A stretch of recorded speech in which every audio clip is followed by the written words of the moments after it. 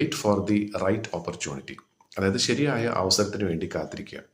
അപ്പോൾ ഇതിനെക്കുറിച്ച് ഒന്ന് വിശദീകരിക്കാൻ വേണ്ടിയിട്ട് ജപ്പാനിലെ പഴയ ആളുകളെക്കുറിച്ച് അല്ലെങ്കിൽ ജപ്പാന്റെ സംസ്കാരത്തെക്കുറിച്ച് ചെറിയൊരു കഥ പറയുന്നുണ്ട്. കഥയല്ല, നടന്നൊരു കാര്യമാണ്.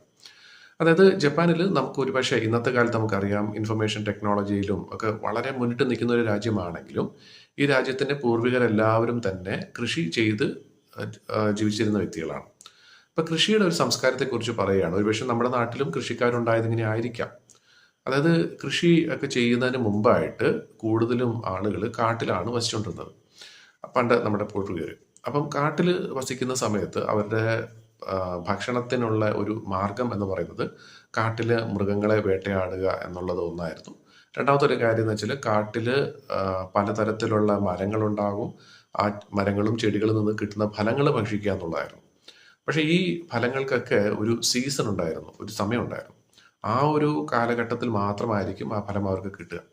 അപ്പൊ ഈ ഒരു ഫലം എപ്പോഴായിരിക്കും, ഒരു മരത്തിൽ നിന്നും ഒരു ഫലം ഉണ്ടാകുന്നത് ഏത് സമയത്താണെന്നുള്ളത് ഒരുപക്ഷെ അന്നത്തെ ആ പൂർവികർക്ക് അറിയില്ലായിരുന്നു.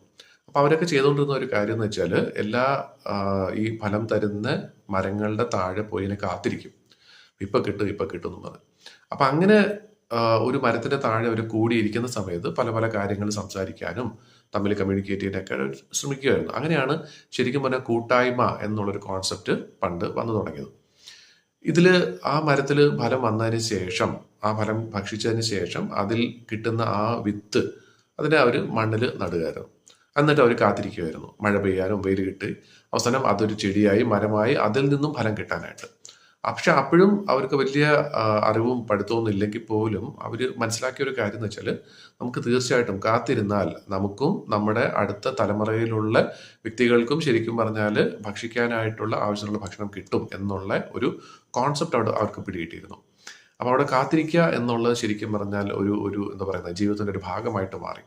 കാരണം പ്രകൃതിയിൽ നിന്നും കിട്ടുന്ന കാര്യങ്ങൾക്ക് തീർച്ചയായിട്ടും അതിൻ്റെതായിട്ടുള്ള സമയം എടുക്കും എന്നുള്ളതാണ് സത്യം.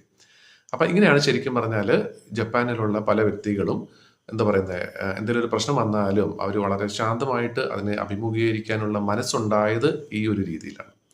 ഇവിടെ പറയാൻ ഉദ്ദേശിക്കുന്നത് വേറൊന്നുമല്ല, നമ്മളും ഇതുപോലെ തന്നെ നമ്മുടെ ജീവിതത്തിൽ എന്തെങ്കിലും ഒരു ബുദ്ധിമുട്ടുണ്ടാവുകയാണെങ്കിൽ തീർച്ചയായിട്ടും അതിനെ എതിർത്ത് അല്ലെങ്കിൽ അതിനെ തരണം ചെയ്യാനായിട്ടുള്ള ഒരു കാര്യം ചെയ്യുക എന്നുള്ളതാണ് അതിൻ്റെ സൊല്യൂഷൻ.